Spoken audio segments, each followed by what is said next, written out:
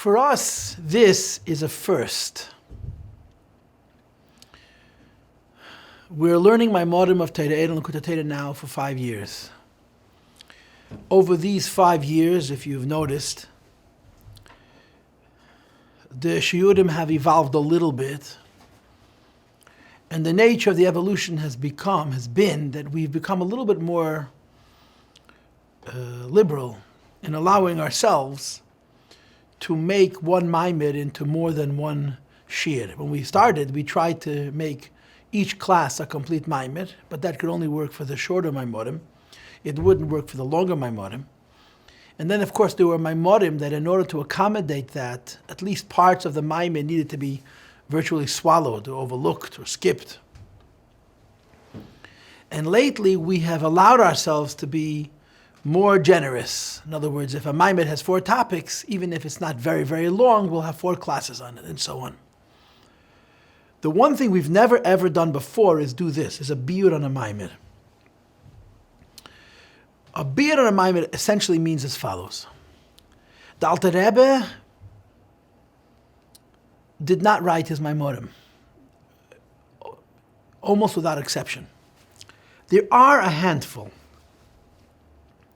of what you would call maamarim, essays on Chassidus, which the Alter Rebbe wrote himself. I recently came across a note from the Rebbe where he writes that there's a maamar HaKol Kol Yaakov, which is printed in the beginning of the Siddur, the Alter Rebbe Siddur, and also at the beginning of the Machzor, which is a very difficult maamar to learn if you've ever learned it. And the Rebbe said in the Sikha once that maamar the Alter Rebbe wrote himself in his own hand. In the Torah Or, you have a handful of shtigalach maamarim, which the Alter Rebbe wrote himself. For example, Parshas Truma, Parshas Chayesora, and I believe there's another that I'm not remembering at the moment, which is called Ksav Yad Admor B'Yatzmei, the original hand of the Alter Rebbe. And when you read the Chassidus of the Alter Rebbe, it's very clear that he wrote like a Kabbalist. You don't see the philosophy of Chassidus, for which he is so famous in his written form. You see it in his spoken form, but not in his written form. In fact, Alter Rebbe's children, when they printed the complete Tanya, as they called it, tried to collect all of the manuscripts of Chassidus that were in the original hand of the Alter Rebbe, which were printed in the Igeres HaKodesh and Kuntres Achrin. Obviously, they did not get them all, either because they didn't have them or because they made the decision not to include them all, because there are pieces of Chassidus written in the Alter Rebbe, the original hand, which are printed, as I mentioned, in Torah Or and so on. But as a rule, the Alter Rebbe spoke Chassidus. All the Rabbeim, with the exception of the Alter Rebbe and our Rebbe, wrote their own maamarim. The Mittler Rebbe is famous for writing his own maamarim. The Tzemach Tzedek at least wrote notes of his own maamarim. The Rebbe Marash wrote his maamarim. The Rebbe Rashab wrote his maamarim. And the previous Rebbe wrote his maamarim. The Alter Rebbe and the Rebbe did not write their own Chassidus. The Chassidim made Hanochas, transcripts. And of course, by the Rebbe in the later years, the Rebbe began to edit the maamarim, which then came out in the Sefer Maamarim Melukat, which is 6 volumes in print. The Alter Rebbe apparently also did edit some of his maamarim, because there are actually extant manuscripts where you see the Alter Rebbe's own handwriting making corrections on the maamarim that he said. But as a rule, maamarim of the Alter Rebbe were written by manichim, by transcribers, and the Alter Rebbe just spoke. The Alter Rebbe was incredibly particular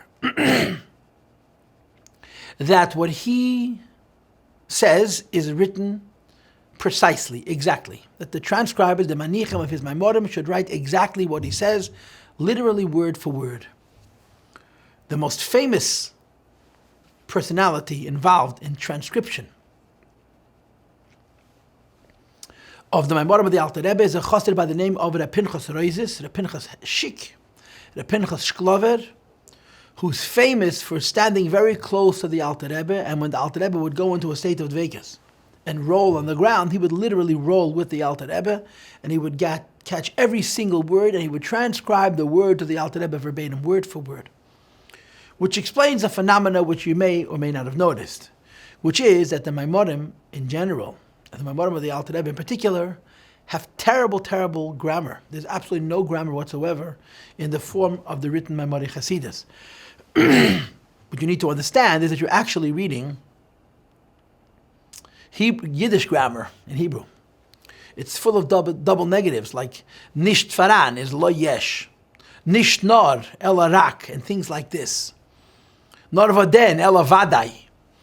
The reason the Maimarim are written this way is because the Alter Rebbe wanted his Maimarim to be written verbatim, word for word, and the various transcribers of his Maimarim were incredibly particular to write it precisely as they heard it. And he wanted them to be medayik and lashon harav. The words that he said were the words that were written. Pardon me. Without any addition or any subtraction. We know also from the Rebbe's diary that there was a very famous chassid, Talmud of the Alter Rebbe, by the name of Rabbi Levi Horowitz, Strashele, who was a gon and a kaddish and a tzaddik, as the previous Rebbe calls him, in a letter or in a sikha, who was a chassid and a Talmud of the Alter Rebbe, who wrote his Maimarim. And he was not medayik b'lashon harav. He was not particular to write down the Alter Rebbe's words precisely. The Alter Rebbe was very disturbed and told him to stop writing the Hanochas. And when he refused, the Alter Rebbe consented him. The Alter Rebbe punished him twice. And each knas, each punishment was that he's not allowed to come to Liadi for 2 years. And for him, that was worse than death, to be separated from his Rebbe for such a long period. But the Alter Rebbe was very particular that his Maimarim be written precisely, exactly, as he said it, word for word. And we know, based on the Igris and the Sichas, that there were 5 transcribers of the Maimarim of the Alter Rebbe. The first was his brother, the Maril. The Maimarim of Torah Or are mostly his Hanochas, as they state in the Akdom, I think, on the Sharblat. Then, of course, 2 of the Alter Rebbe's sons wrote the Maimarim. The middle Rebbe, the successor, and the oldest of the Alter Rebbe's children wrote Hanochas. But he was a bit different. He used to write Hanochas with commentary. And apparently this is what upset Rabbi Strashele. Rabbi Strashele, the middle Rebbe, were good friends, and Rabbi Strashele was older. He couldn't understand why the middle Rebbe has been given a dispensation, a license to edit, and he hasn't, and it bothered him. And of course, the youngest of the Alter Rebbe's sons, whose name was Reb Moshe, the previous Rebbe says he was a very big tzaddik, and then we have whole volumes of transcripts that he wrote of the Maamar Alter Rebbe. Then, of course, you had the Alter Rebbe's grandson, the Rebbe the Tzemach Tzedek, who wrote Hanochas, and we know from various sources that the Alter Rebbe actually spent time repeating to the Tzemach Tzedek the Maimarim that he had said before the Tzemach Tzedek was born and could remember. And the 5th of the Manichim was the chassid I mentioned before, the Pinchas Reizes. Now, what would happen often is the Alter Rebbe would say a Maimer and the Chassidim did not understand. When there was an occasion when the Alter Rebbe would say a Maimer, let's say it was a Friday afternoon or a Friday morning or a Friday night or a Shabbos morning, and the Chassidim did not understand, they would go into the Rebbe and tell the Rebbe didn't understand. And of course, you're talking here about seasoned Chassidim, great Chassidim, expert Chassidim. And the Alter Rebbe would say what was called a Beuir, a clarification.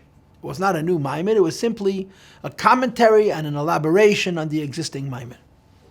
There are instances where the Alter Rebbe said a Beuir and the Chassidim still did not understand, and the Alter Rebbe would say a Beuir le Beuir, a commentary to the commentary. And I believe that you also have on very rare occasion Beuir le Beuir le Beuir, a clarification of the clarification of the clarification. If the Alter Rebbe's words remained unclear, he would clarify them yet again. Pardon me.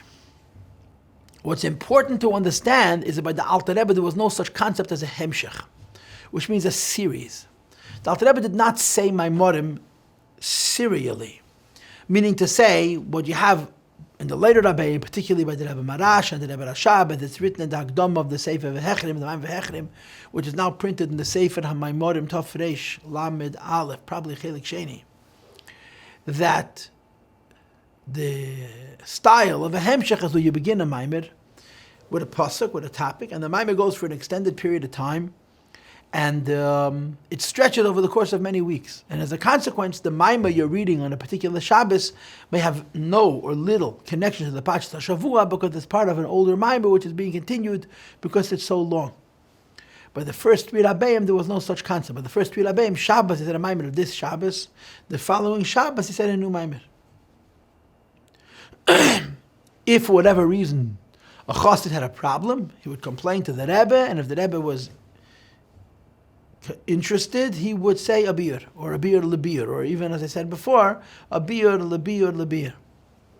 But these commentaries were not new Maimorim, they were simply additional commentary, additional enlightenment, additional clarification of the existing Maimon. There's a cute little story, which I'm going to tell you by way of introduction, that it's brought into the Shimas of Chassidim that the Megilas Rebbe lived for Chassidus. He lived for Chassidus so much that his son-in-law and successor, the Rebbe did Tzemach Tzedek, the third Lubavitcher Rebbe, said about his father-in-law and uncle, the Megilas Rebbe, that if you would cut my uncle's finger, blood would not flow. Chassidus would flow. His whole reality was Chassidus. Pardon me. And he literally lived from Maimer to Maimer. So once the Alter Rebbe said a Maimer, the Megilas Rebbe felt he didn't understand it, and he asked the Alter Rebbe for a beer, and the Alter Rebbe did not respond. So he became physically ill, physically sick. He was burning up with fever. He wasn't acting, he was sick. And of course, the Alter Rebbe came to Mevakir Chayla to visit his sick son. And his mother, the Alter Rebbe's Rebbetzin, ran into the room, or she walked into the room, and she said to her husband, very excitedly, how do you do this to him? He asks you for a Maimer Chassidus, he doesn't understand it, he asks you for a beer, and you don't respond, and he gets sick.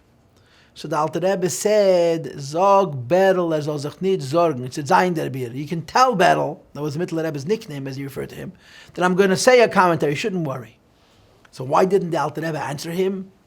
I'm sure there are ways of explaining it. But this is the point that you have to take from this entire introduction, that the idea of a Maimer carrying over from a week to a week didn't start until the fourth Lubavitcher Rebbe, the Rebbe Marash. Until then, every Shabbos there was a Maimer, and that Maimer was for that Shabbos alone. The following Shabbos was a new Maimer. If the Maimer was insufficiently clear, another Maimer would be written or published in whatever form and made available to people to help them learn the original Maimer. In all the 5 years that we have been learning now, Torah Or, L'Kutei Torah, we never once learned a Beuir. This is a first for us.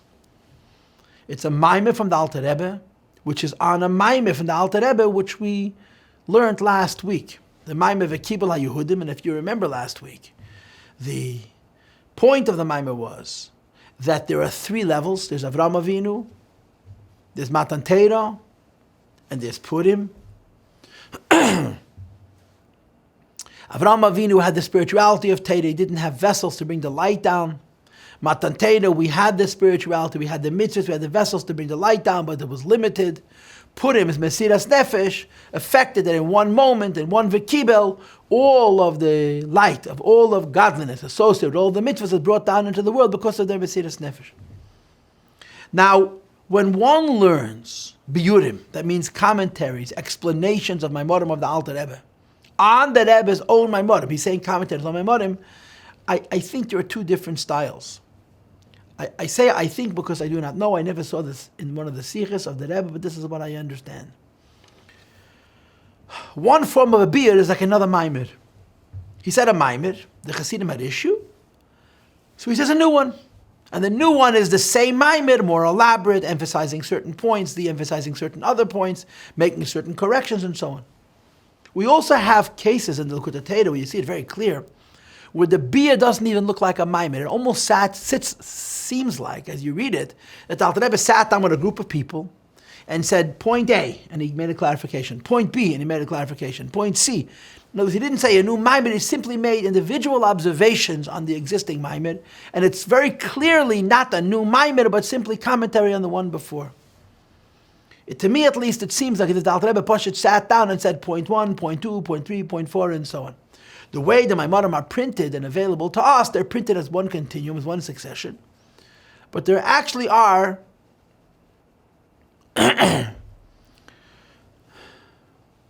different points in our Maimer. In other words, even though our Maimer probably belongs to the first category of Beuir, which means you could really learn this Maimer without having learned the Vekebel Hayehudim Maimer, which we completed last week. It could stand on its own.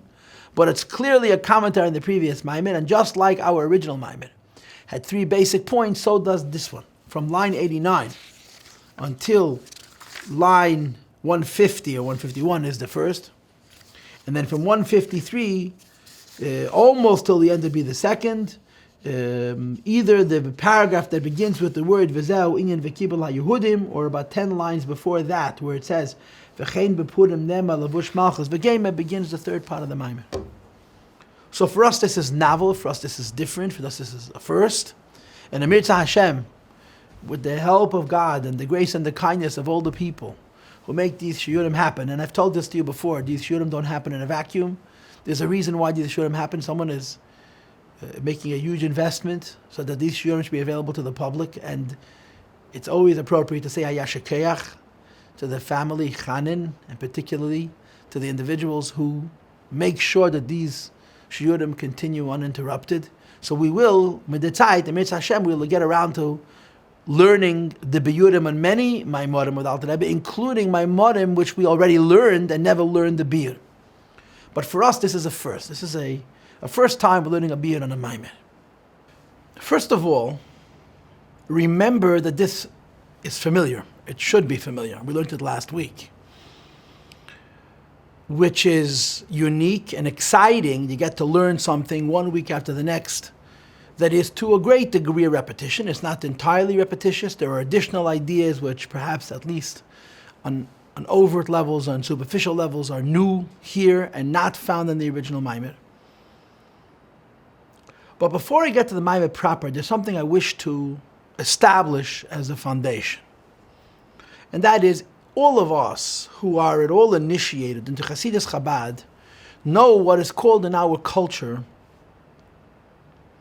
the concept of Bittul HaGezerah, of nullifying or breaking the decree. Bittul HaGezerah is an expression found in a Medrash that describes what God Almighty did when He gave us the Torah.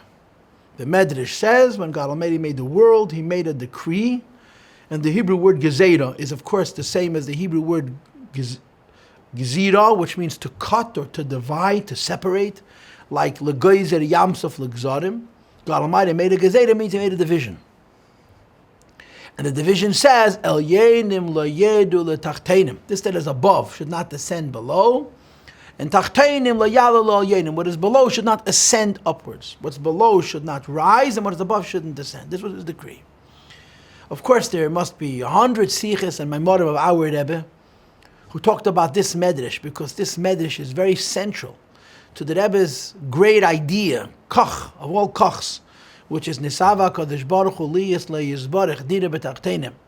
God Almighty wants for Himself a home in the lowest realm, and this having a home in the lowest realm is achieved by the breaking of this division. The idea that the heaven is God's and the earth is man's, and these two realms don't intermingle, don't mix, was changed as the foundation, as the basis for ultimately making this world a home for HaKadosh Baruch Hu, a home for God Almighty Himself, a home for Atzmos Amhus. So the Medrash gives a mashal about a melech shenichnas lemedina. A king comes into a land, and he made a gezerah, he made a decree that says b'nei roimi leyalu lesurya, leyeru lesurya, and b'nei surya leyalu leroimi. The word roim means high. So the Medrash exploits the name of the country to make its point, that the people of Roimi, the higher land, Le Yerdu Le Surya, are not allowed to descend into the lower land, which is Syria literally, and Bnei Surya Le Yal Le Roimi, those who are on the lowlands should not ascend to the higher lands to Rome, to Roimi. One day the king decides, the king breaks the decree, and Vani HaMaschal, he says, I'm going to be the first one to violate my own decree, as a statement through an act that the decree is broken, and the king does this by descending from the highlands to the lowland. This is the mashal. And the nimshal is that when God Almighty created a world, there was a gzera, there was a separation between heaven and earth.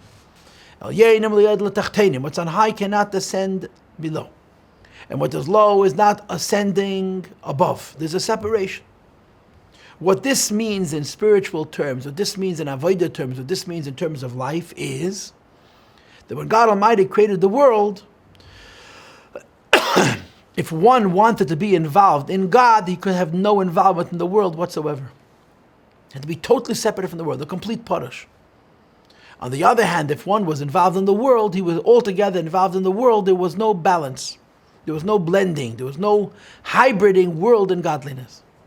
When God Almighty gave us the Torah, He announces that He's breaking His decree, and He says, "V'ani hamaschil," I'm going to be the first one to violate my decree, as an indication that the decree is no longer, like it says in the Pasuk, "Vayered ad Hashem al har Sinai." God Almighty descends on Mount Sinai, and this is a symbolic act of breaking the decree. And then it says later on, "Vel Meisha amar alei." After Hashem descends on the mountain, He tells to Moshe Rabbeinu, "Ascend, come up to the top of the mountain." So the decree is broken from both sides, beginning with Vayered Hashem. Hashem descends. This is a famous mashal. It's brought in many Maimorim, and probably more sichos of the Rebbe, to explain how Matan Torah, the giving of the Torah, opens up the concept of Dira B'Tachtonim. The way this medrash is understood is based on another medrash. That the medrash says, "Kol ha-mitzvahs shel ha'aves reiches hayu." The mitzvahs that Avraham, Yitzchak, and Yaakov performed were reiches. That means like having the smell of perfume. They had this spirituality to them, but they had no substance, like a good smell, a smell you cannot touch. And anu, the mitzvahs that we do, is shemen turak shmecha. It's as though we actually own the bottle of perfume, the actual bottle of perfume, the bottle of this substance with a good smell. And of course, the bottle and the liquid within the bottle has a substance, you can touch it. And the nimshal is that the Ovis did mitzvahs spiritually and not physically. On the other hand, we are able to do mitzvahs physically. In other words, when they did mitzvahs, some of them at least were done with physical things. But when they completed doing a mitzvah, the physical material with which the mitzvah was performed retained no kedusha. They could take the very material which they used for the performance of a mitzvah and use it as slats for a picket fence. Because any physicality that the Ovis may have demonstrated in their performing of mitzvahs was simply symbolic. It was not actual. On the other hand, we do physical mitzvahs, and when we do physical mitzvahs, the physical item is permeated, becomes one with holiness and godliness, which is why we have tashmishe mitzvah and tashmishe kedusha and davar shebe kedusha. When you do a mitzvah with a physical thing, that physical thing itself becomes holy, which is why when you have tefillin that become pasul, or mezuzah which become pasul, or the same is true of sefer Torah and other things, you can't just dispose of it because it retains the kedusha, and they have to be treated in a special way. So the event of Matan Torah changes the very nature of our religion, that now a act which is a representation, which is part of a human being connecting to HaKadosh Baruch Hu, elevates not just the person's spirit, but elevates the physicality of the person and the physicality of the world. And of course, by the Oves, you had only one example for this, which was the mitzvah of Bris Milah, that it says in the Sichos, that by the Oves, Bris Milah was the only physical mitzvah where the physicality itself became Kaddish, which is why Avraham Avinu says to Eliezer, Simna yadcha tachas yerechi, even though that's not sneistic. But the idea that a physical thing, a physical item, a physical artifact could become permeated with a godly presence, with a godly light, only began when the Torah was given. So when you learn Maamar Chassidus, they'll always tell you that we are on a higher level than the Yavis. We are on a higher level than Avraham, Yitzchak, and Yaakov. Why? Because their mitzvahs were only spiritual, our mitzvahs are actual and physical. They could not penetrate physical things, and we penetrate physical things every time we perform a mitzvah. In other words, their mitzvahs were primarily the meditation, our mitzvahs are primarily the ritual. And when the emphasis in the mitzvahs on the physical act, your Megala Eira Sevav Kalama, which gets you Elam Haba, which is higher than Gan Eden, which the Ovis got for their Torah and mitzvahs. And of course, I remember being a little boy, I'm talking about a 14-year-old, a 13-year-old boy, and learning for the first time these ideas.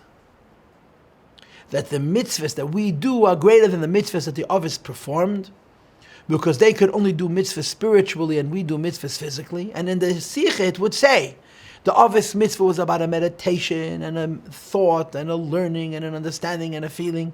And our mitzvahs are simply physical acts. In other words, they invested so much neshama, much more neshama perhaps than we invest in ours.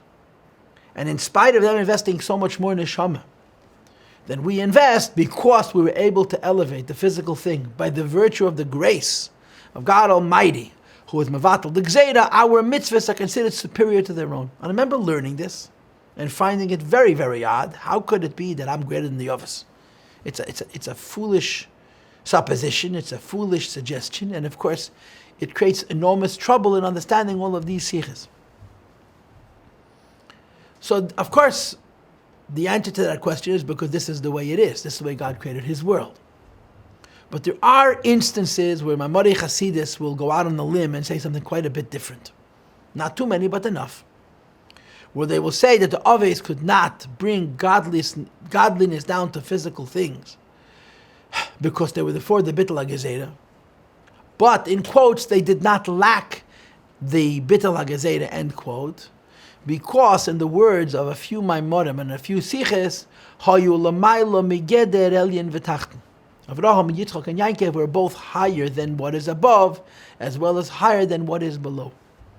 In other words, to them there was no high and low in the first place, and therefore there was no division and separation between high and low, and there was no need to reunify, to fuse what is high and what is low. But those are the exceptional Maimorim and Sichas. The standard Maimon and Sicha will tell you that we are an advantage over them. Now this Maimon is in sync with that principle. This Maimon also, as I explained to you last week, is going to give us a version of Yiddishkeit of Avraham versus us. That's going to say we are on a higher level than them. The problem is that our Maimon is not going to divide Yiddishkeit up into two categories. It's going to divide Yiddishkeit up into three categories. In other words, if we maintain that this Maimon is discussing the difference between before the Bittul HaGezerah and after the Bittul HaGezerah, there should be only two things. The obvious had spirituality and not the physical. We can elevate the physical as well. But our Maimon doesn't have two, it has three. It has Avraham, it has Matan Torah, and it has Purim. And because it has three, it becomes very difficult to understand this Maimon in the typical way. This conversation, this discussion, this sugya would be appreciated that before Matan Torah was only Ruchnius and we have Gashmius as well. Because Gashmius begins at Matan Torah and that's all there is to it. Now what we learn about in this Maimon is that Avraham had oir and he had no keli, had no vessels. At Matan Torah we had keli and oir going into the vessels. But there was an idea that as much oir is going into the vessels at Matan Torah, there could always be an addition. And over the course of time, this would change. The Mesiras Nefesh of Yidden and the Purim story affects that every possible oil that could ever possibly go into the keli now goes into the vessel, and it's achas, it's one level, there's no more levels. This was what we learned in the last shir on this Maimon, when we learned the Maimon proper. And now, of course, we're beginning the Beuir. And there are these three levels. Avraham brought down light and there were really no vessels. We have light and vessels, but in such a way that there always could be an increase in the bringing down of the light.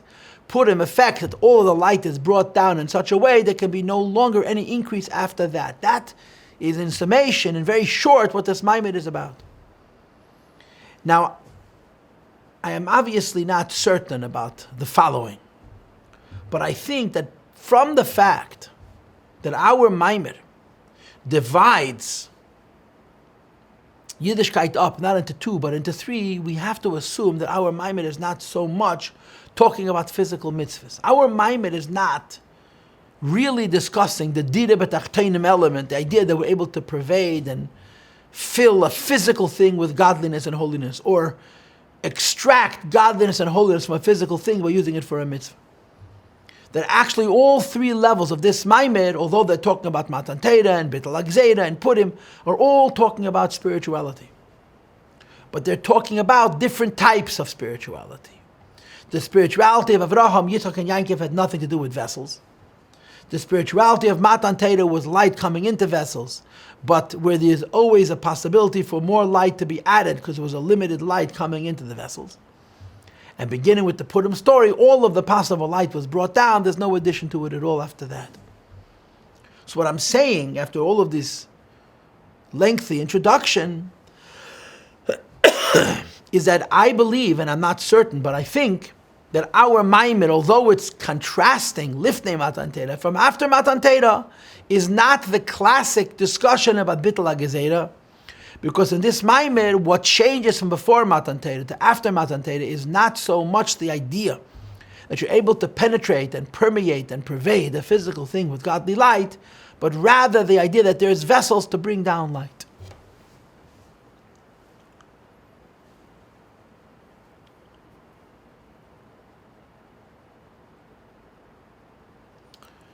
So I'm going to permit myself one more introduction. Nach a shtickle.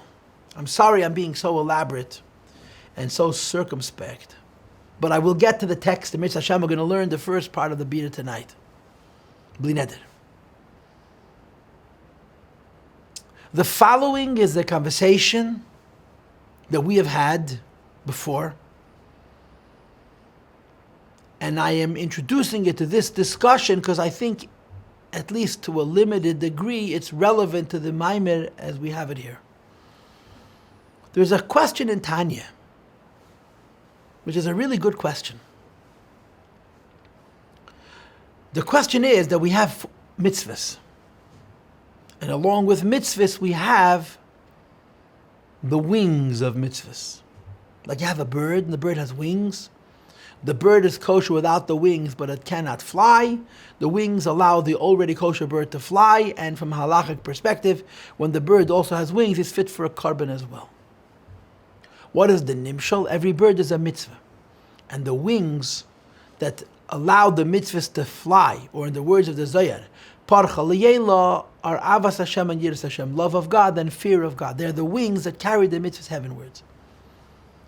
So the Alter Rebbe has a question in the end of Tanya chapter 40, Perek Mem. It's asked indirectly, but this is the question.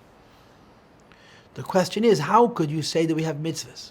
And that the wings that carry the mitzvahs are love and fear of God Almighty.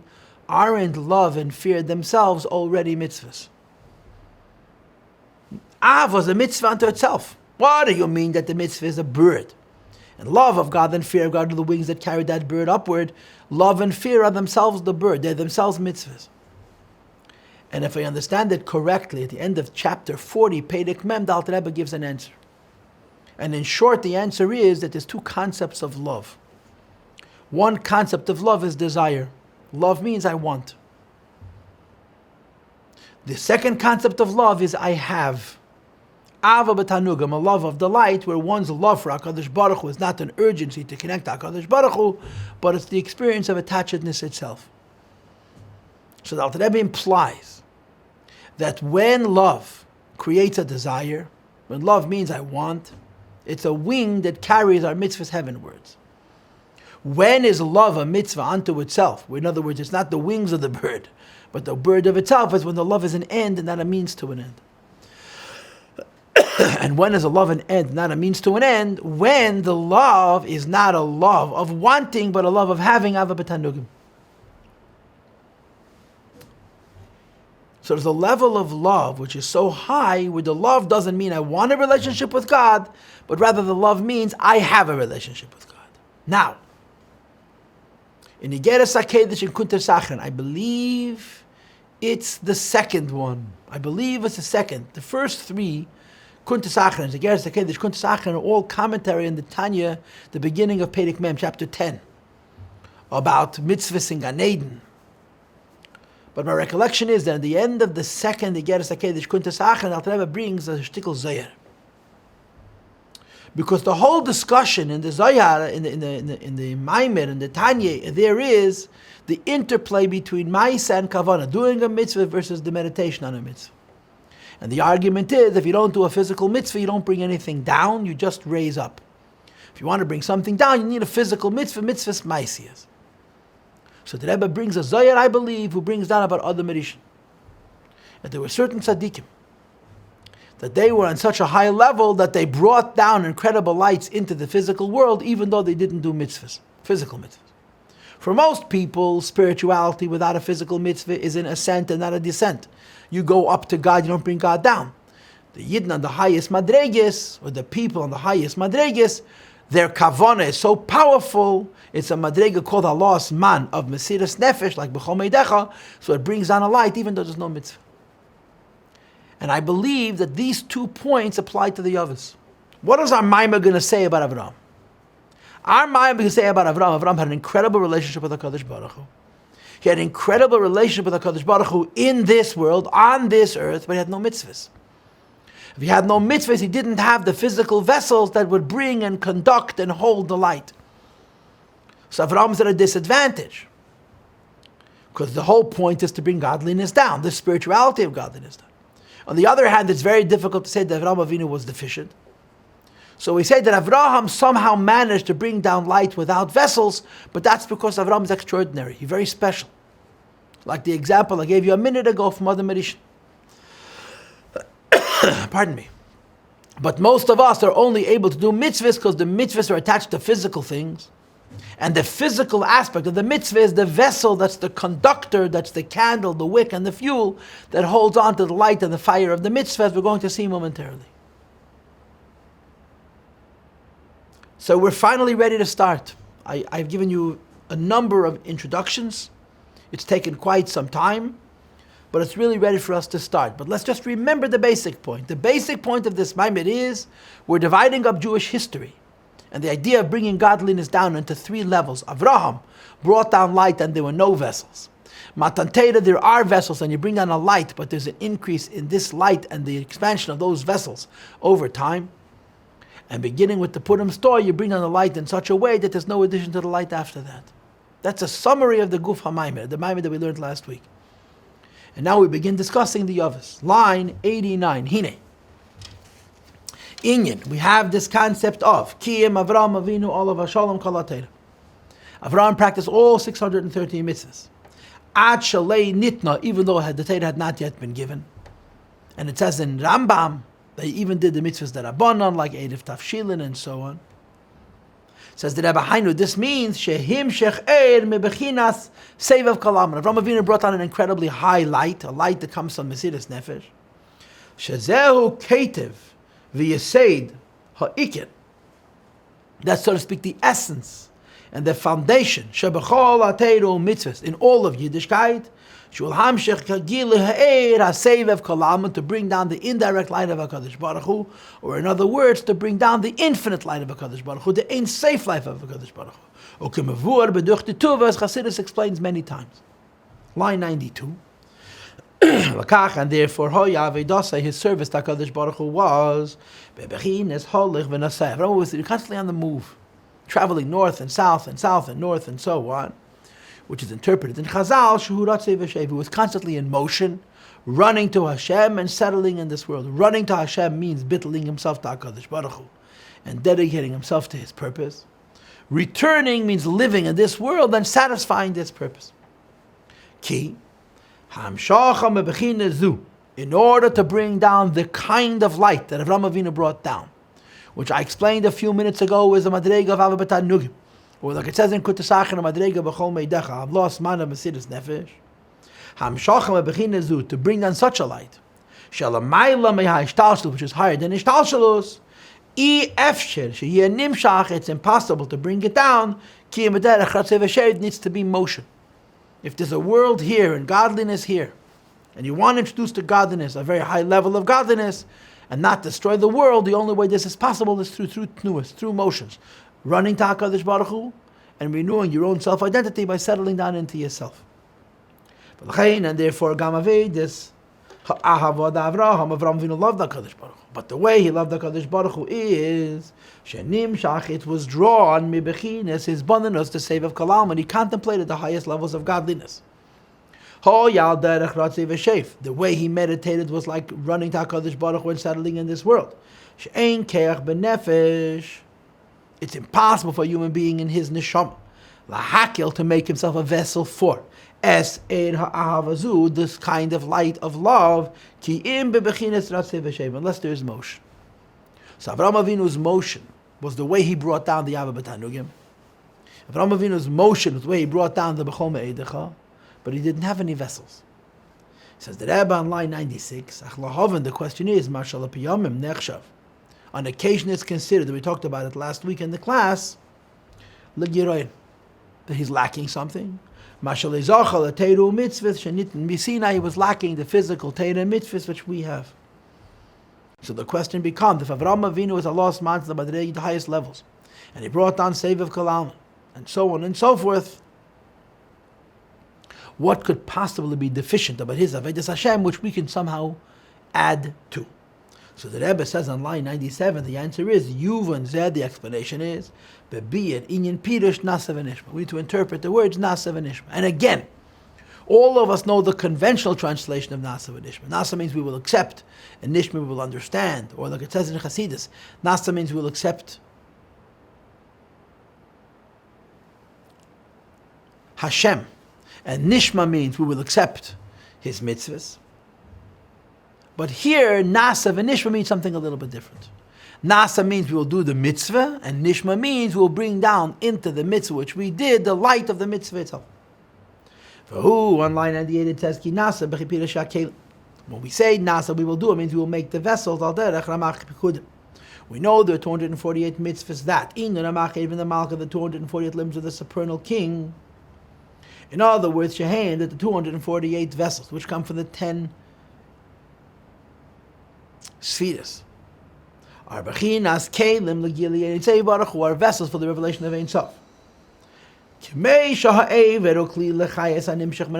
Like a limb is a vessel for the life of the soul which is going to go into it. And if you have a body, the soul is going to rest. If you have a vessel, the light is going to be drawn down. Similarly, when you have a mitzvah, you bring down it. Or pirush nishma, nishma means hu ha'eh.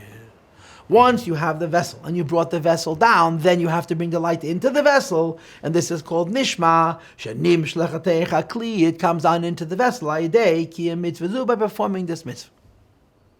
Umashek dimu nasa l'nishma. The word nasa, which means to physically perform the mitzvah, comes before nishma, which means to bring down the light of the mitzvah. The reason for this is Shah mitzvahs heima kelim. The mitzvahs means the vessels that heima gedmim, they cause shayaveyu ha'edus, the light should come down. V'yumshachu v'yispashtu ba'kelim, they should be drawn down and expanded and radiate in the vessels. V'im loy haya kelim, if there were no kelim, loy haya ha'edus timshacham klal. Just like if you have no body, the soul doesn't come down. When you have a body, the soul comes down automatically in general. Similarly, the light of a mitzvah does not emerge unless you have the vessel on which the light of that mitzvah is going to rest. And as you'll see later on in the Maamar, Avraham Avinu had incredible lights. And maybe he had such incredible lights that he was able to sustain these lights even without vessels, when Avraham Avinu did not have his vessels. Says the Rebbe, there's two things to explain how the mitzvahs that we have now, Avraham Avinu did not have, notwithstanding all the advantages Avraham Avinu's mitzvahs would have otherwise had. What is it about being able to do physical mitzvahs and create vessels that Avraham Avinu was able to bring down? Extraordinary lights, but he did not have vessels. What, in quotes, was he lacking? Ha'alef, there's the first explanation. And the second explanation, Habeis, is going to begin on line 132. Okay? Aleph, the first explanation. It says in the Torah, God Almighty is comparable to fire. And the comparison between God, or godliness, and fire explains the necessity for vessels. And the Rebbe explains, there are four elements. Armeh, shruach mayim, of fire, wind, water, earth. And ha'esh, the element of fire, is l'mayla miruach mayim, offered is higher than wind, water, earth. The Rambam describes that above the earth you have a goylam, you have a lifeless material that sits directly on the earth and goes up till the orbit of the moon, which is the orbit closest to the earth. And this goylam is obviously invisible and intangible because we see empty space, we don't see matter. And it's divided up into four sections, where the section closest to the moon's orbit is fire. The section closest to us is earth, and the sections in between are wind and water, respectively. Kihu tachas galgal hayareach. Of all four elements, fire is the closest to the galgal, to the orbit of the moon. And since it's the highest, it's the most spiritual. Says the Rebbe, there's a big discussion about what fire is. And of course, the meaning of this question is, when you look up, you don't see fire, you see emptiness. When a rocket passes through the area where there is supposedly fire beneath the moon's orbit, they don't burn up. So the fire is obviously not functioning as such. It's invisible. It doesn't have any heat. So what is it?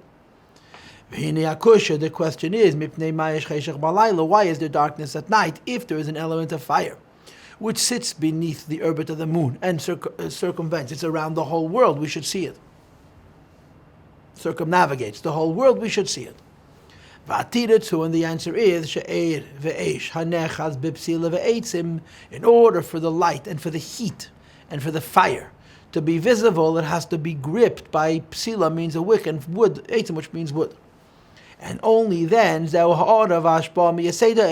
ray or a reflection of the element of fire, and that's what makes it visible. We can see fire, and we can feel its heat, and we can manipulate the heat of the fire, the light of the fire, to have certain effects. Only you deal with what is called a ha'ara. The element of fire itself, which is the source of light. And the source of fire is, for lack of words, infinite fire. And infinite fire is not at all functioning in a finite way or producing light and heat. Eine klal is not in any way like the quality of fire, which is attached to a wick. And therefore it's invisible.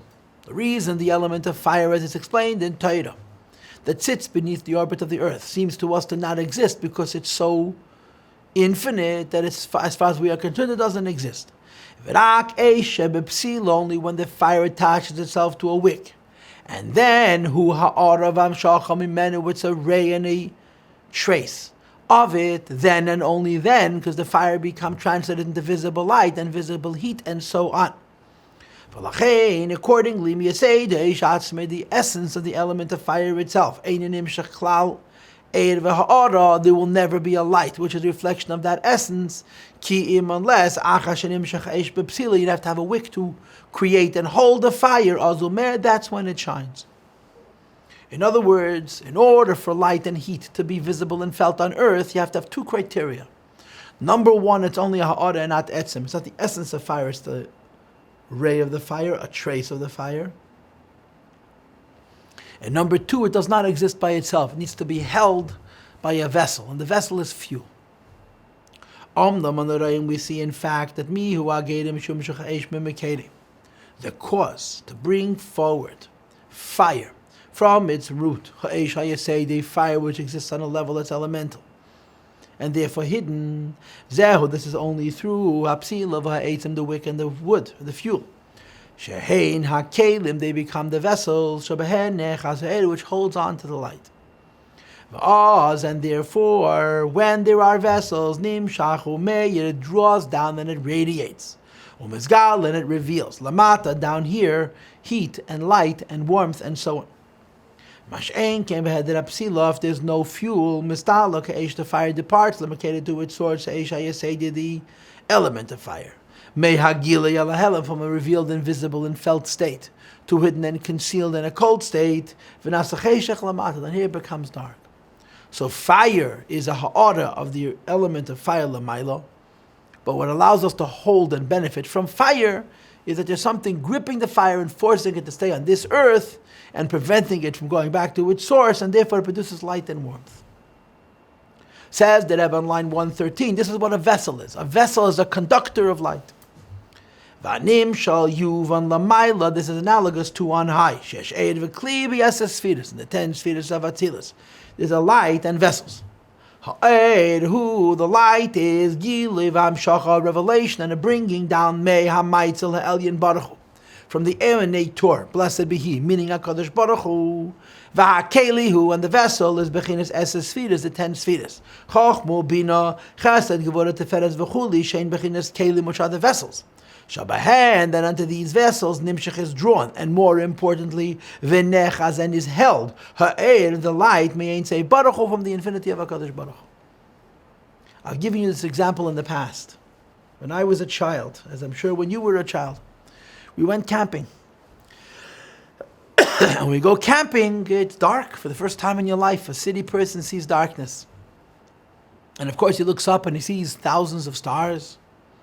And all of us know and understand that the stars that we see in a dark sky that's clear up in the mountains is insignificant percentage of what the sky really looks like if we would see all the way back in time through the vastness of the universe to the number of twinkle, twinkle stars that are out there that are beyond the ability for us to see because of their great distance. But you see many stars. And then you have a flashlight and you turn on the flashlight and you have a beam of light going up into the heavens. And you look at this beam of light and it's very exciting and you fantasize as a child climbing up this beam or sliding down this beam. But you notice something a little bit disturbing. And that is that the beam of light is dirty. It's full of these teeny tiny little pieces. And in your child imagination, you visualize and imagine what would happen if you had a beam of light that wasn't dirty. What would happen if you could have this beam of light, but there wouldn't be these teeny little tiny particles that are floating around inside the beam. And you imagine taking a vacuum cleaner and suctioning out all of these little tiny pieces and leaving over pure light. And of course, as a child, what you don't understand, if those particles would disappear, so would the light. Because the only reason you're seeing the light is because it's bouncing off those little particles that are translating the light into light and even into heat. And if you don't have the conductor of the light would continue to travel indefinitely and it wouldn't shine, it wouldn't be revealed, it wouldn't provide light, it wouldn't provide heat. This is called in Chassidus Chazer. Light reaches us both in terms of light and in terms of heat because it's bouncing off something else. That something else is the vessel. And that's what mitzvahs are. Line 115. V'hine. Ma'aseh ha-mitzvahs, doing a mitzvah behaviorally. Shenikra ramach evedim, which means doing and creating or enhancing one of the 248 limbs of the supernal body. Zehu hayesan bechinas kelim, the esesfiris. The 248 mitzvahs are 10 mitzvahs of Atzilus. Keneda as it is known. Now, how does 10 become 248? You'll see momentarily. Valkein, therefore, al yedei kiyum ha'maaseh, by satisfying the need to act, to do the mitzvahs. Says the Rebbe, doing the mitzvahs is asiyas, is creating riba yakel in the many vessels. And he says, Hainu test pamem test. There's 9 primary sfidas if you don't count Malchus. Each one of them has all 9 within themselves. So 9 times 9 is Eila Peyalf is 81. Each one of these 81 has a top in the middle and a bottom. So you have 3 times 81 is Eila Reish Mem Gimel 243. When you add the 5 elements of Chesed, which caused the 9 to become 81, and the 81 to become 243, and they sit on top of the 243, Nimtza, turns out they have 248 mitzvahs. This is the many mitzvahs, many vessels which are in the spheres. Klula mites is included of 9, umi gimel, and from 3 bechinas reich teif seif. V'gam agdalos the hechsadim, which is the 5 chasadim which make them big, and that's the chesed of 248. Now I have to be honest, I've learned this idea before many times in Chassidus. I know the math, I don't understand, I don't feel this concept at all, so we're just going to have to accept that this is the fact. The 10 spheres equals 248 based on this mathematical formula I described above. V'hu, and doing the mitzvahs, and creating the vessels which the mitzvahs represent, is tikkun v'agdolas eivarim v'kelim. It's preparing and broadening the vessels, the limbs and vessels. The ze'er anpin of Atzilus, meshikosu b'kitzvi arizal on the Maamar Beuir Vekebel Hayehudim, and that's how you have vessels to conduct light and life. Now getting back to the original point, the meaning of Nasa v'nishma. Nasa means let us make the vessels, and v'nishma means let us bring us light into these vessels. Nasa is what we do mitzvahs, mitaknim ve'esim, we correct and we create. The actual right hand, which is the chesed of Atzilus. This is true of every mitzvah which we perform. Mitaknim, pchinas, kli pleni, some vessel is repaired, some vessel is enhanced, some vessel is made bigger every time we do a mitzvah. But that's called nasa. Nasa means to create the vessels. Then we can hear. What is the meaning of hearing? Shayum shechoa'ed is bekelim, light then comes out into vessels. Vanotes v'seir v'gili, an additional light and revelation may ain't save baruch from the infinite godliness, machmas ribi akelim, because the vessels are broader, the vessels are more detailed. Shabahen yumshech v'yisachas ha'er, which will bring down and give us a hold on the earth.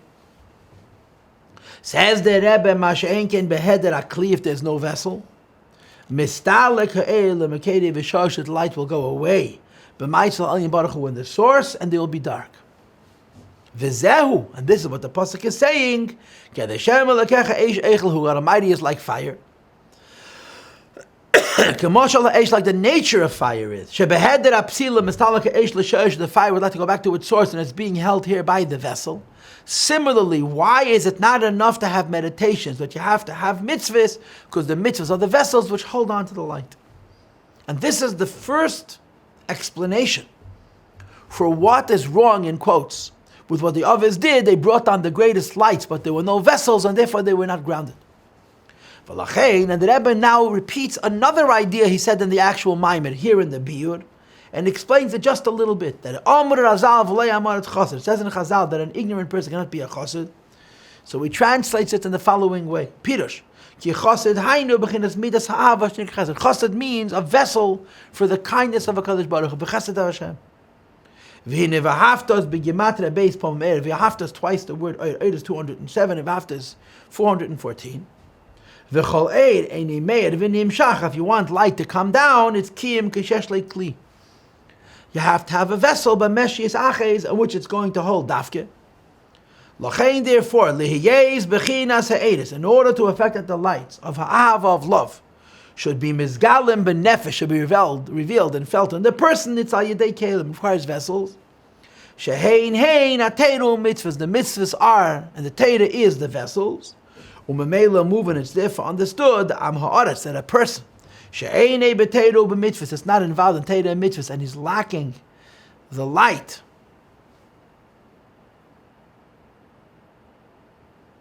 He's lacking the vessels that teira and mitzvahs create. He's lacking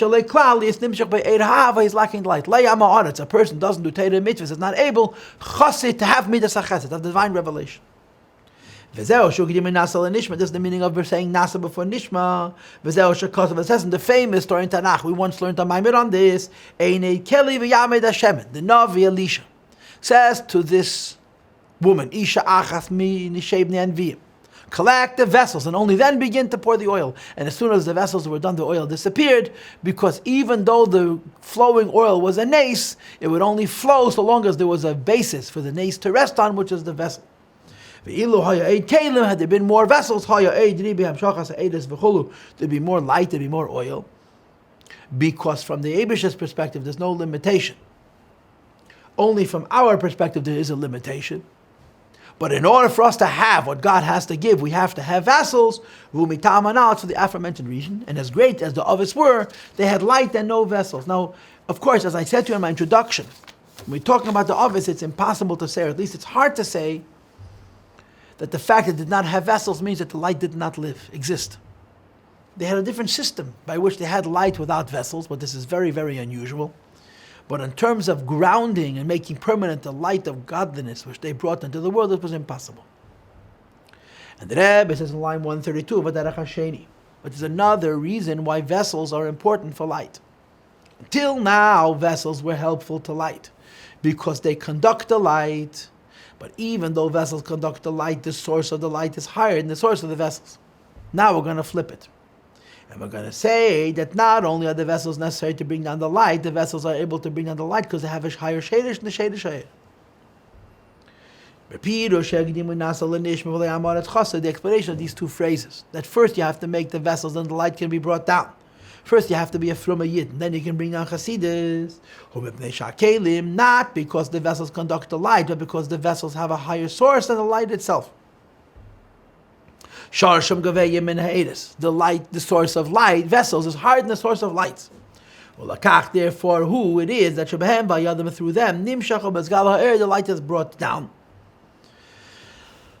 Like it says in Kabbalah's Sfarim, that there's something called Shviras HaKelim D'Teu, the shattering of the vessels of Kelim, of Teu. The 248 sparks of godliness which fell. Which are higher than the lights of the world of Tikkun, and they fell into the vessels, into the broken vessels. And therefore, when we elevate the things of physicality which are lower than ourselves, we're fulfilling our purpose. Therefore, these are what is you need to eat plants, minerals, and animals. Though they're lower than the person. I'm on line 135. The reason is Because the plants, animals, and minerals come from the world of Teu, which is higher than Tikkun. It's only they fell lower. And therefore, when you do a mitzvah, you're using a physical thing. And using a physical thing, you're elevating sparks. And elevating sparks, you're making a keli for Getlichkeit. So the second reason why you need to have vessels, and as we said before, the oves lack these vessels, is not only because the vessels need to conduct the light, but the vessels need to beckon the light. It says in Ranat, the teva ha'er is lidavek b'mekeda. The nature of light is to want to be in a state of attachedness to its source. And of course the question becomes, if teva ha'er is lidavek b'mekeda, the nature of light is to be attached to its source, how does light come down altogether? In other words, even if you have a vessel, the light should go up. And the answer is because the light senses that the Sheder Shakli is higher than itself, that the light senses that the source of the vessel is higher than the air, or said differently, that only when the light comes on into the vessels will it fulfill its purpose, what the Eibishter wants. So the light reveals itself and comes down into the vessels against its nature. Its nature is to want to go up, but it also wants to achieve what Hashem wants to achieve, and the vessels beckon it to come into the vessels to achieve this end. So this is a much deeper reason than the reason we had earlier.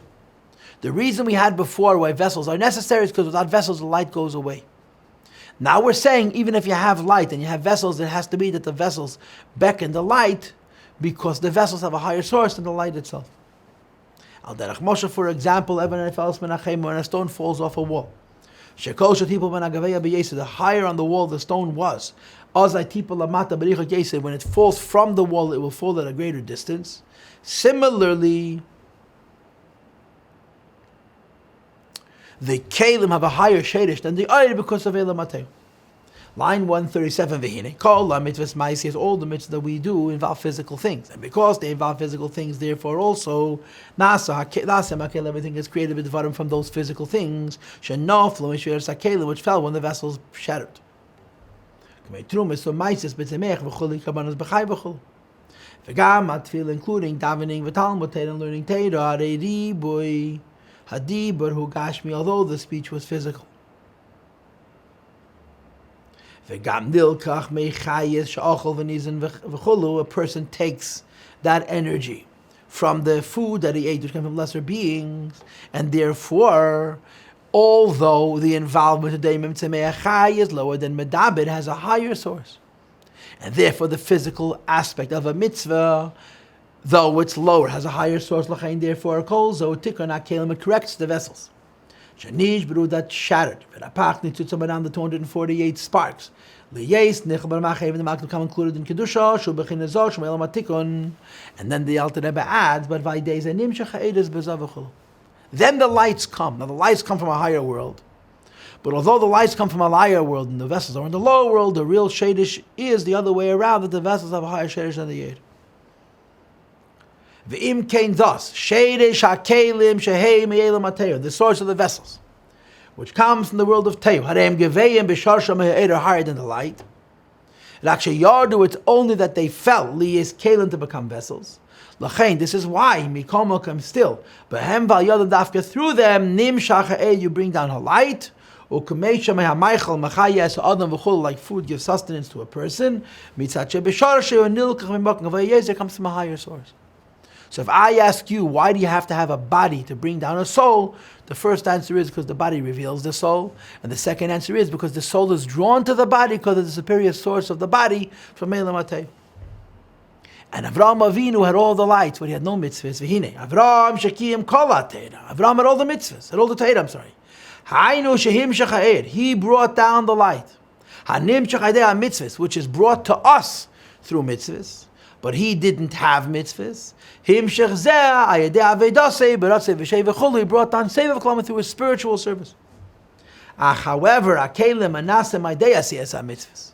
The vessels that should and would be created to the doing of the mitzvahs. Bepeil mamish, actually, zeh vadil hayochel hakayim, he couldn't do it. Kivan shadayin le'nitna teira klal b'maiseh v'chulu. The Teira wasn't given. Actually, he couldn't do physical mitzvahs.